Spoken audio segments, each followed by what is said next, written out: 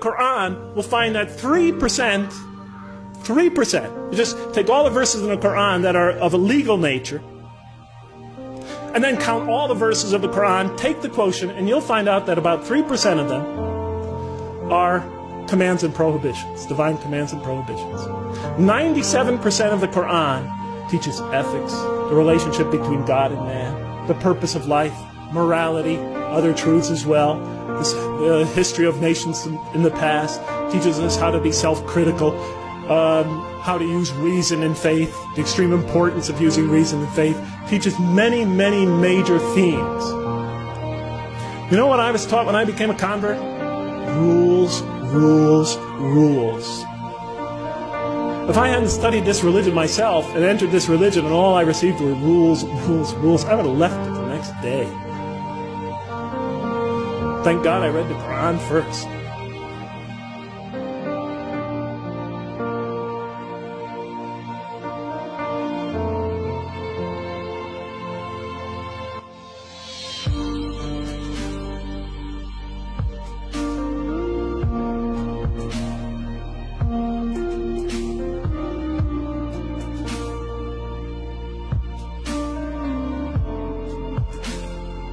And the Quran is written in a very interesting style.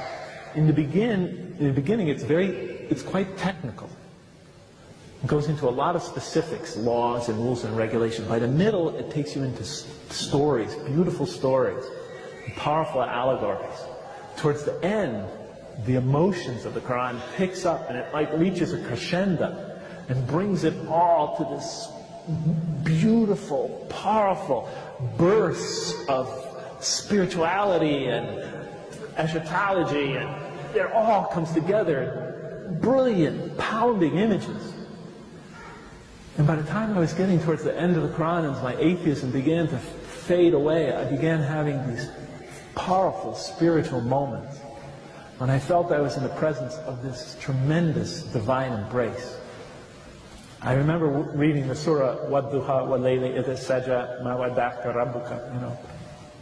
When I got to the end of that surah, I cried like a baby for 20 minutes. I didn't even believe in God.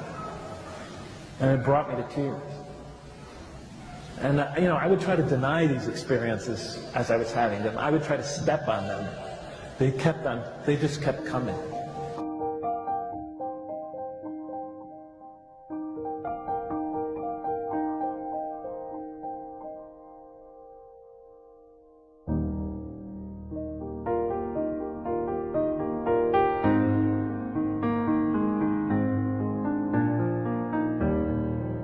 And I look at the first surah, I turn to the first surah, and I'm just reading it out of academic curiosity. And it's obviously a hymn of praise to me. It's like a psalm for those of you who know the Bible. At least it starts that way. In the name of God, the merciful, the compassionate, all praise be to God, ruler of all worlds, master, king, or master of the day of judgment. Actually, the day of requital, the day of recompense, the day when accounts are settled. To you alone, and then it goes on from there. And I'm reading it, and I'm thinking, oh, a hymn of praise, a psalm. And I get to the end of it, and then as I get to the end of it, I realize, oh, the last few lines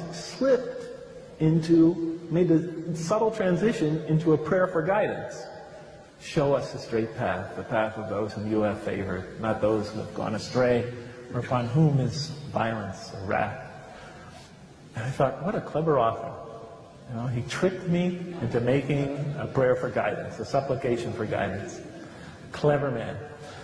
So I assumed the Quran had a human author.